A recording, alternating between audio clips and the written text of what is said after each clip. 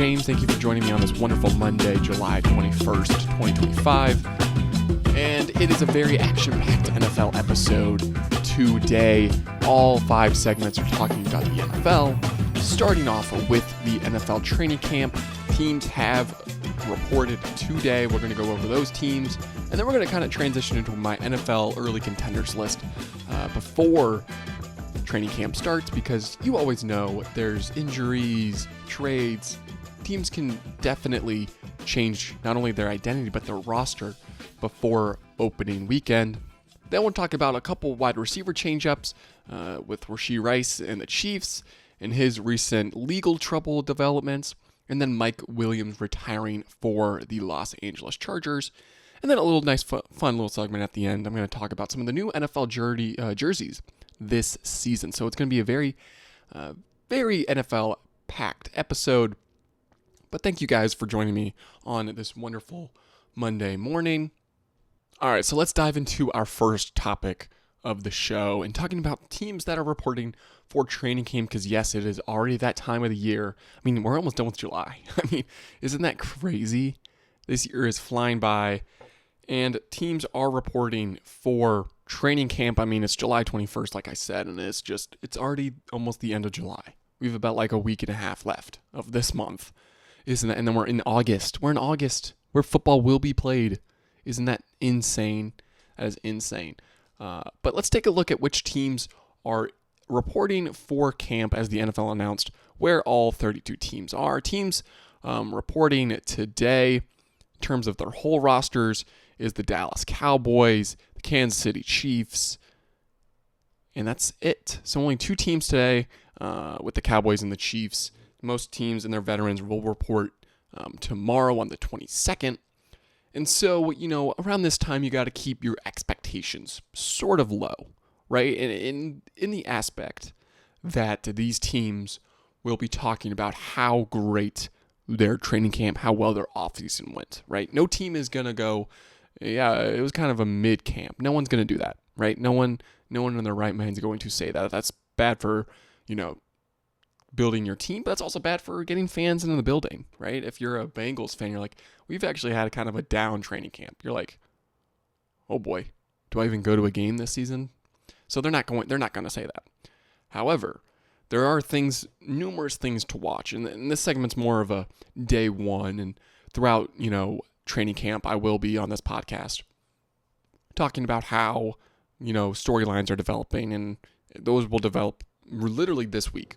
As day 1, day 2s happen for these teams, storylines will come up, which players are making an impact, which players are off to a slow start, right? We could talk about the Dallas Cowboys. Micah Parsons is reportedly going to attend training camp. He's still waiting for a long-term extension, and so he's right into the season on the last year of his deal. And so what does that mean for his future with the Cowboys? Does he just write it off and then he has all the power in the off season? I would not be shocked if that's the case, to be honest. The Cowboys wait forever to get their trade lines done, and so their big deal extensions done, and so they haven't really had a free agent like this potentially test free agency in a while. They have, really had good relations with their players and really prevented them from having those long-term extensions. But this might not be the case with Micah Parsons. And then talking about the Kansas City Chiefs, and we're talking about this a little early, but what's going on with Rashee Rice? How many games is he going to miss, right? They just re-signed Karl Loftus to a big extension, right? How do they get back to, winning the Super Bowl? How do they bounce back after that crushing defeat against Philly, right? These are going to be storylines that really come up. And so I'm super excited about it. There's big questions. Maybe tomorrow or on Wednesday's episode, I'll do a big, huge question segment on questions I want to answer or want answered about teams and players this training camp. But then this kind of transitions into my big list. I literally wrote this down. My big list of NFL training camp contenders. Now, this is a way too early list. And that's the scary thing about training camp as well. Injuries happen every single year. Season-ending injuries, mild injuries, they'll miss opening day, maybe the first couple weeks. Injuries happen all the time. All the time. That's why you see all these fantasy drafts happen a week before the season, because they want to know if their players are healthy. But as it stands right now, with the injuries that we know have been reported and how teams are going to enter next season, I have a list of top contenders going into next season. Do I see this list necessarily changing? I'll get into those teams that I think could potentially change. However, we'll start with my guaranteed contenders, regardless of injury, unless it's obviously to a quarterback or a major player within the team. My true contenders for the Super Bowl this upcoming season is going to be Philadelphia, Kansas City, Detroit, and Baltimore. That's not a flashy list. It's not anything out of the wild. The biggest change on that list is with the Detroit Lions losing both Aaron Glenn and Ben Johnson as they left for head coaching jobs. So, is Detroit's coaching staff going to be, good enough to adjust to that, change in their locker room? It's going to be very, very interesting. Is Dan Campbell up for the job? That's my biggest question, or one of my biggest questions going into next season. Is he going to be, the guy? And he's going to show that next season. But I think the roster is just too good for any deficiencies in the coaching staff to really deter this team from at least being a wild card team at the minimum. But for the other teams, KC, Philadelphia, and Baltimore, I see all of these teams being division winners potentially. I'll get into my division winners when we get closer to the season, but it's easily Philadelphia in the NFC East, and I think it's easily Baltimore in the AFC North. These teams have maybe the top two best rosters in the NFL, and then one's coming off a Super Bowl with, really high emotions. The other team is coming off another depressing, playoff loss. And so for Baltimore, it's kind of, insanity. How can we change what we've been doing? Because what we've been doing recently hasn't been working. And for Philadelphia, it's just like, are we going to come out of the gate against the Cowboys and dominate? Probably. Are we going, or go against KC the next week? Are we going to dominate them as well? They have a tough start to their schedule, and so will they have any Super Bowl hangover? That's what will have to be addressed in training camp. But then we'll go into kind of my tier below them. Then I have Buffalo, the Los Angeles Rams, and the Denver Broncos. Usually a lot of people will have Buffalo in that tier above and true contenders because of Josh Allen and their team. However, I don't know if I love this roster, especially offensively. I just think it's kind of fool's gold a little bit at the wide receiver position. They didn't re-sign Amari Cooper, and so they're rocking Khalil Shahir, Keon Coleman, and Joshua Palmer. And they do have their, two tight ends in Dawson Knox, and I forgot the other guy's name. That's on me. But, Dawson Knox is looking to have a bounce back year. He's kind of fully gone into that first tight end role. Dalton Kincaid, the name's right there. And so for Buffalo, I think they're going to be way more tight end dependent, which isn't a terrible thing, but they need that X factor guy on the wide receiver. And I just think you're asking a lot from Shahir and, Coleman, and two guys that aren't necessarily super proven. And it's kind of been the Achilles heel of this Baltimore team, I feel a little bit. They don't have that true X factor elite wide receiver, and I think that could come and bite them. They signed Joey Bosa, kind of an edge replacement for Von Miller, but then you're rocking Tre'Davious White still as a corner. He's kind of fallen off. Your secondary is kind of like, So, I still think the Bills are going to be great. I'm not doubting Josh Allen. They're in that second tier. Then you look at a team like the Los Angeles Rams, and they've had a very, very, very busy off season. As we take a look at their roster, their biggest move would be signing Devontae Adams to fill that Cooper Kupp hole that they have, and I think that's a clear upgrade in that position. Then they're going to be, rocking Tutu Atwell as well with Puka Nacua. That's a very, very solid wide receiver core. And then the rest of their team, showed great strides last season. Jared Verse, potential Defensive Player of the Year candidate. And there's just, a lot to like about this team. And so maybe I'm putting too much eggs in their basket, but they're in that second tier just because I don't know if they have, the trench power to go up against Denver or Detroit or Philadelphia. Speaking of Denver, they are probably the most improved team I've stated so far, just because, that's a lot of faith in Bo Nix that I have to put them in this tier. But he had a great rookie season. Sean Payton and him seem to really be connecting. That's his guy, right? They drafted R.J. Harvey. They signed J.K. Dobbins, right? They didn't really upgrade too much at the wide receiver position. They're still rocking Cortland Sutton, Marvin Mims Jr., Pat Bryant, right? They got Evan Ingram in the offseason as well. Their defense, headlined by Defensive Player of the Year, Pat Surtain. This team has a lot of upside to it. And I think they potentially can steal the division title. I don't think they will, but I think they will put some pressure on Kansas City. And so that's kind of what my borderline is. I think these teams are the front runners for their division in the second tier, but they have some weaknesses. And then with Denver, it's just, do I trust the, just the overall aura of the team? I don't know yet. I'll have to watch more Bo Nix film because I'm buying into that kid every single day.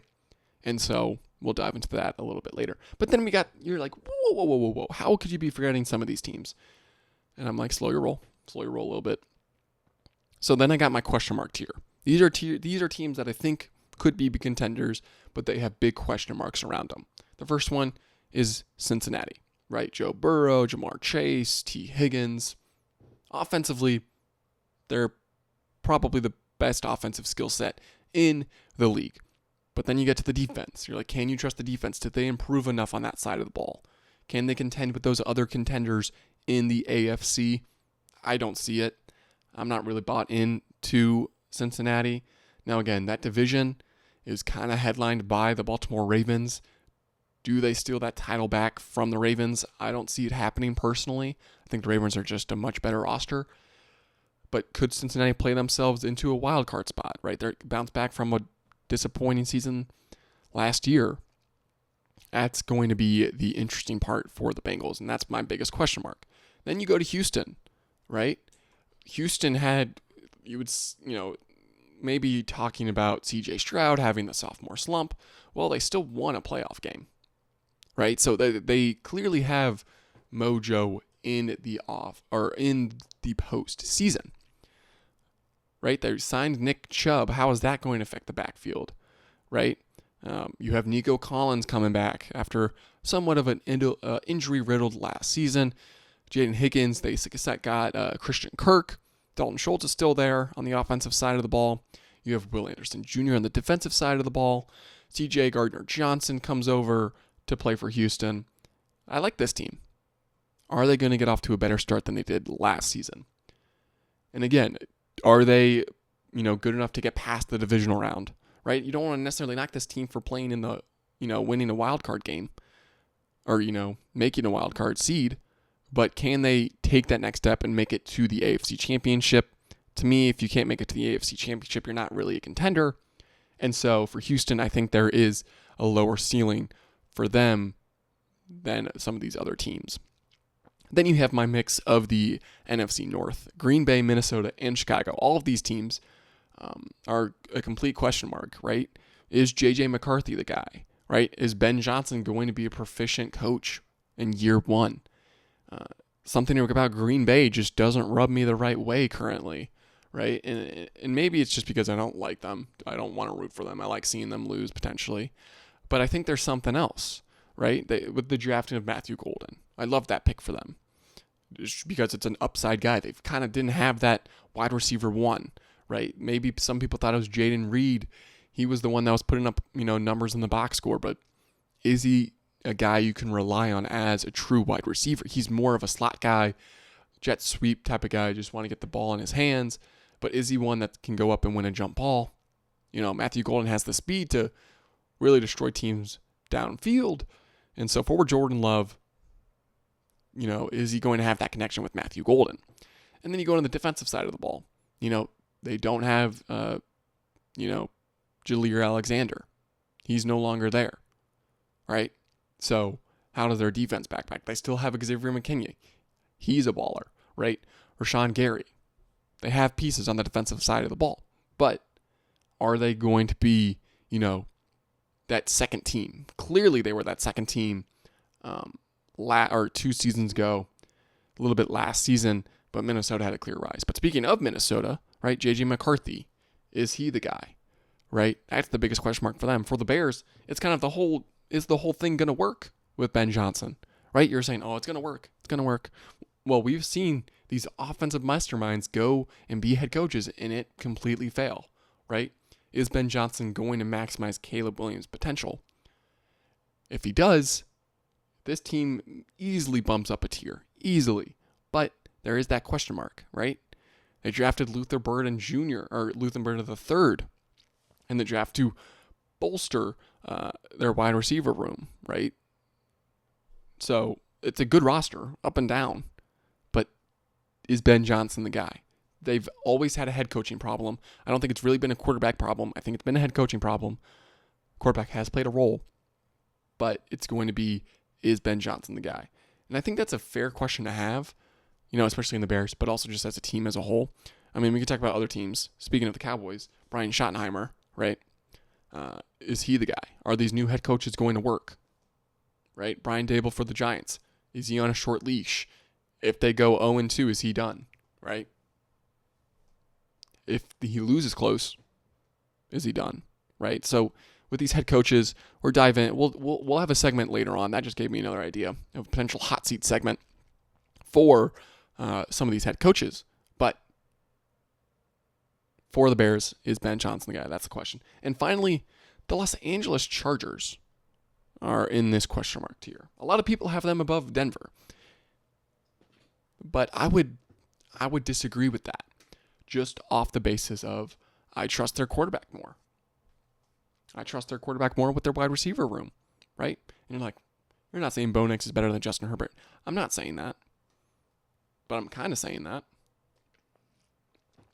Because we've seen Justin Herbert with, make the postseason. He struggled, right? He kind of struggles in close games. Now you're saying that's the defense. I'm like, sure. Absolutely. And maybe I'm scope-gating him. Maybe I'm trying to find a problem with him. But he, this roster isn't necessarily too different. Marianne Hampton with their first-round pick helped with that running back room, right? Najee Harris as a backup running back's not a bad guy to have. But then you get to the wide receiver room, Ladd McConkey coming off, a great rookie season.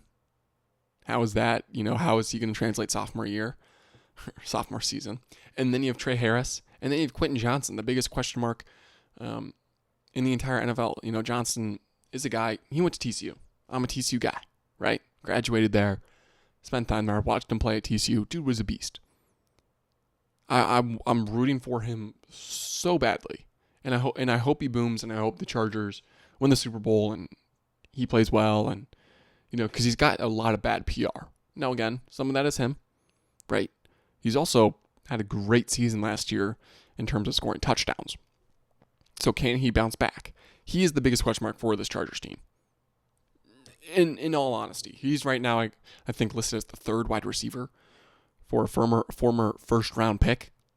You would like to see this guy, I'm not saying put up a 1,000-yard season, but if he could put up 800 yards, double-digit touchdowns, have a high catch rate, show signs of progressing. I mean, we look at his season last year. I didn't even mean to turn this into a Quentin Johnson retirement.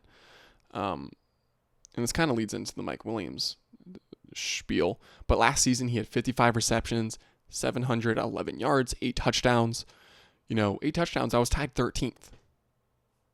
But he was tied 62nd for receptions, 48th for yards. So for him, having an 800-yard season would be, like kind of career high. And also receptions as well, right? His rookie season, obviously was, very poor rookie season, 38 receptions on 67 targets, 413 yards, only 2 touchdowns. So for him, it's going to be, you bounce back. You had a great second year in terms of progressing. Now, can you eclipse 800 yards? Can you get to the double-digit touchdown range? I think that's all possible for him. But that will see how he really fits in with this Chargers team. So those are my NFL contenders. If I left a team off, let me know why.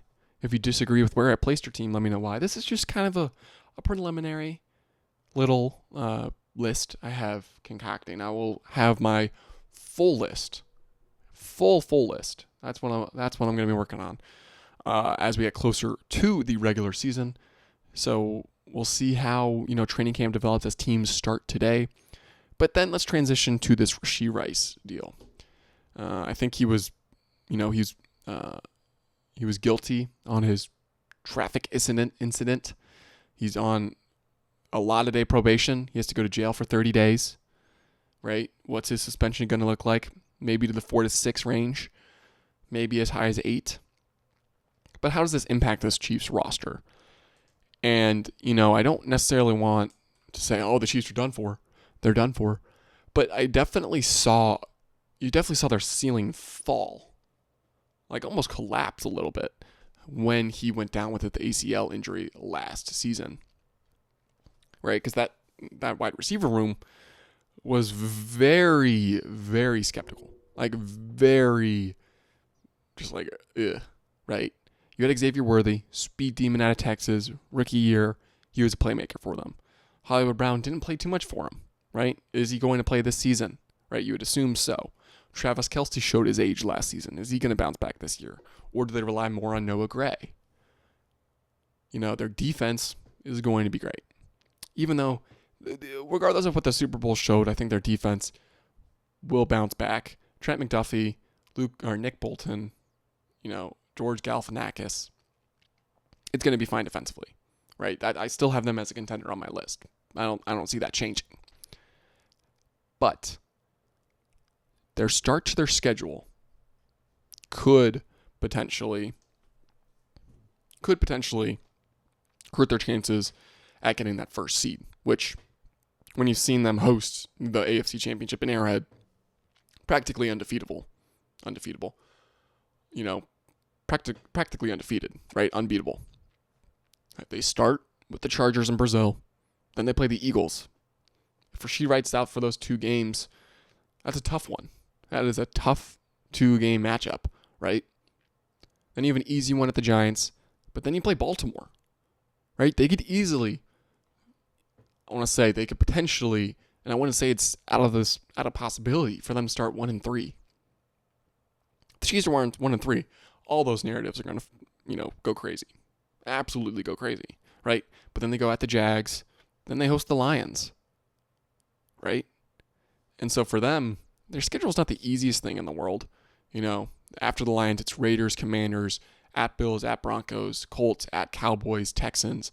I mean, all these games, you're like, you kind of have to take them seriously, right? The Raiders will be a win. Commanders will be a win. At Denver could be tough. Colts will be a win. Cowboys probably will be a win.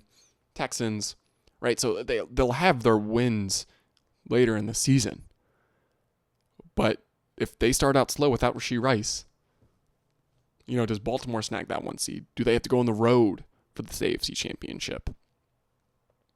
Right? I'm not saying, they're going on the road, they're going to lose.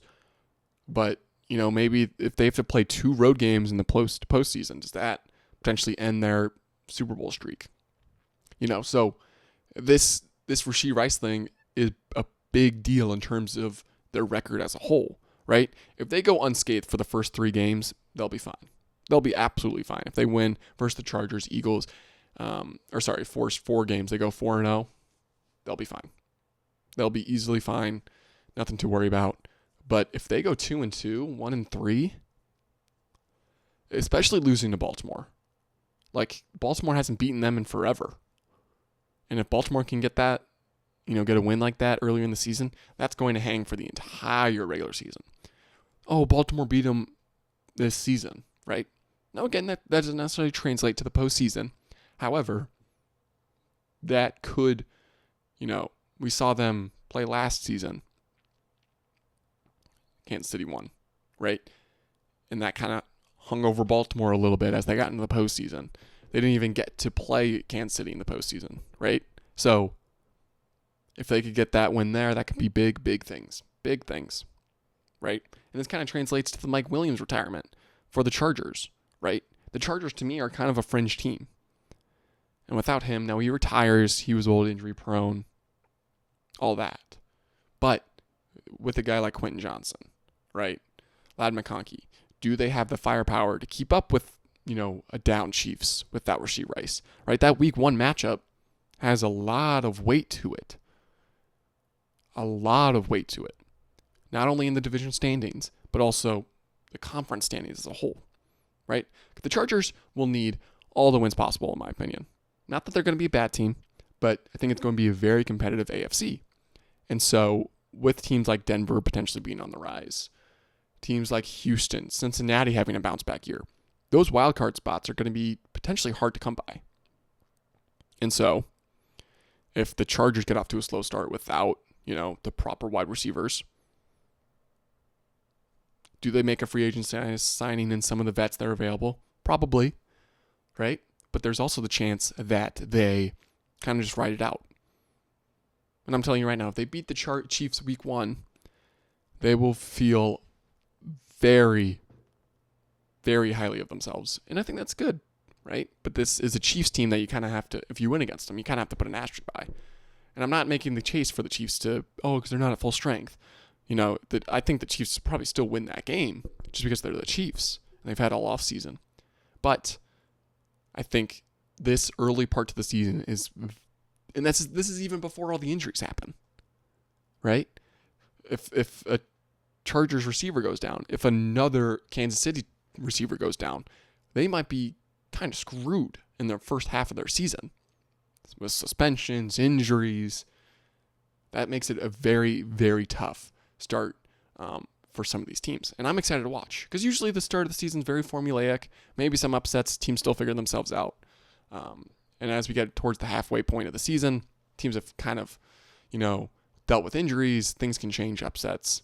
You can kind of figure out a team. So I'm excited for the start of the regular season. Like I said, teams have started the training camps. But now let's talk about something fun to end today's show and some of the uniforms. Now, again, I get this is a podcast. It's going to be tough to describe.